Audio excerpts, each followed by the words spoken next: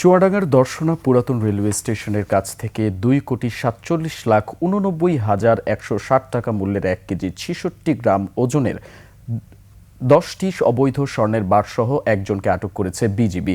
ভোরে অভিযান চালিয়ে তাকে অবৈধ স্বর্ণের বারসহ আটক করা হয়। বিজিবি জানায়, গোপন সংবাদ পেয়ে একটি টহল দল দামুড় হুদার সীমান্তবর্তী দর্শনায় পুরাতন রেল স্টেশনের কাছে নেয়। এ সময় বিজিবি সদস্যদের সংকেত অমান্য করে এক পাচারকারী দৌড়ে পালানোর চেষ্টা করলে তাকে আটক করা হয়। পরে তার দেহ তল্লাশি করে কোমরে খাকি স্কচ টেপ দিয়ে মোড়ানো ২টি প্যাকেট দিয়ে ১০টি অবৈধ সোনার বার উদ্ধার করা হয়।